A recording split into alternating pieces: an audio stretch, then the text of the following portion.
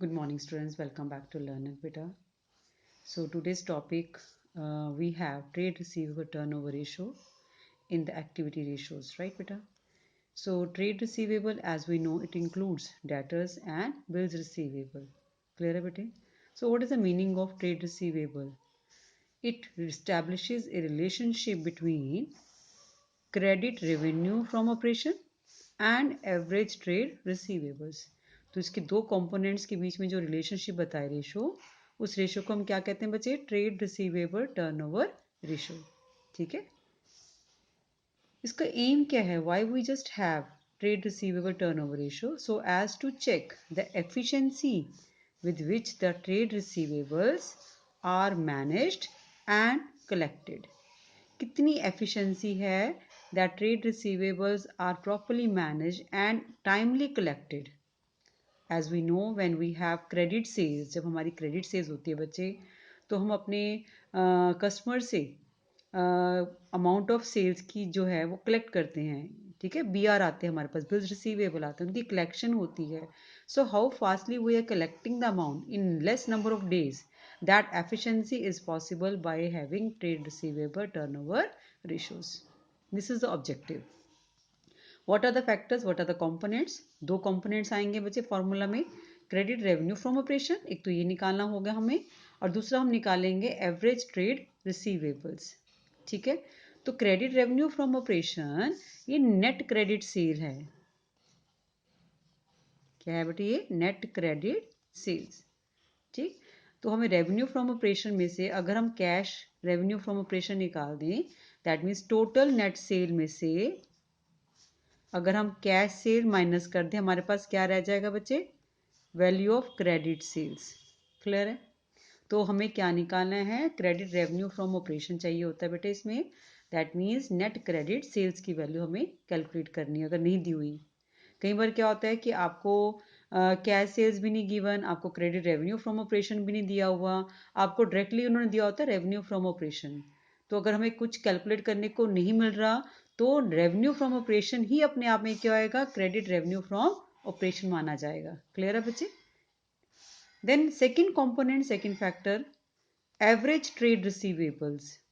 Trade receivable में आपके पास डेटर्स हैं, क्रेडिट डेटर्स हैं और बिल्स रिसीवेबल हैं। तो एवरेज का मतलब क्या होता है बच्चे? Opening trade receivable plus closing trade receivable divided by 2, वो क्या दे देगा हमें? एवरेज। तो ओपनिंग टीआर में, ओपनिंग ट्रेड रिसीवेबल में opening debtors, opening BR, closing trade receivable में closing debtors, closing BR, divided by 2 करोगे, आपके पास क्या आएगा बच्चे? Average trade receivable. इसमें भी ध्यान रखना है बेटे, कई बार हमें ओपनिंग क्लोजिंग दोनों नहीं गिवन होते, सिर्फ amount of closing trade receivables होती है। तो अगर क्लोजिंग ट्रेड रिसीवेबल दिया हुआ है, ओपनिंग हम नहीं दिया हुआ या नहीं निकल रहा, तो उस केस में क्लोजिंग ट्रेड रिसीवेबल ही अपने आप में क्या होंगे बच्चे? एवरेज ट्रेड रिसीवेबल कहलाएंगे। क्लियर? ध्यान रखना आपने। फॉर्मूला क्या है इसका? Credit revenue from operations average trade receivables. ये फॉर्मूला लगाओगे आपके पास ट्रेड रिसीवेबल टर्नओवर रेशो आ जाएगी। क्लियर बच्चे? और इसको कैसे एक्सप्रेस करते हैं हम? This is expressed in times. जब भी कोई ऐसी रेशो होती है, ये किसमें एक्सप्रेस करते हैं बच्चे? एक्टिविटी रेशो टाइम्स में।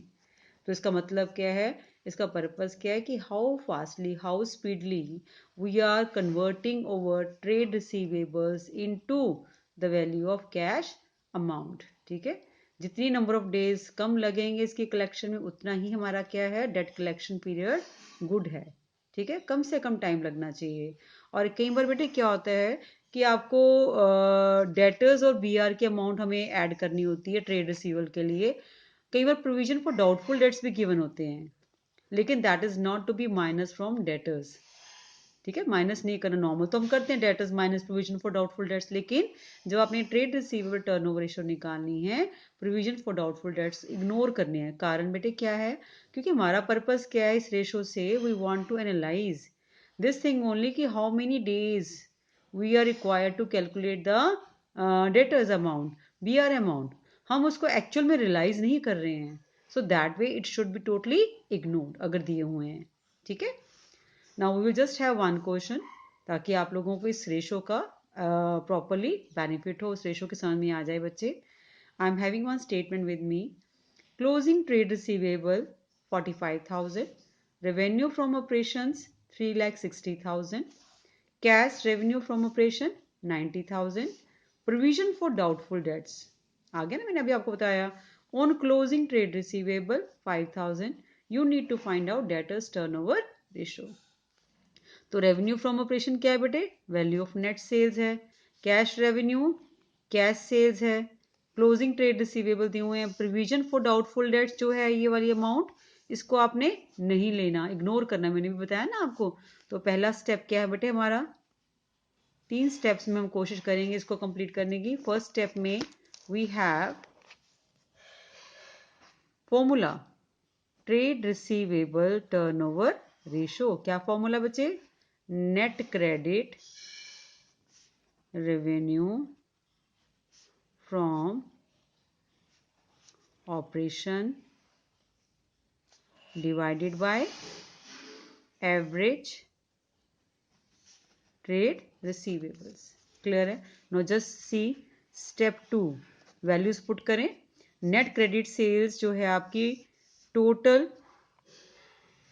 Revenue from operation minus cash revenue. Average trade receivable की जगह हमें क्या दिया बच्चे? क्लोजिंग ट्रेड रिसीवेबल्स दिए हुए हैं। ठीक है, हमारे पास ओपनिंग क्लोजिंग नहीं है, सिर्फ क्लोजिंग है।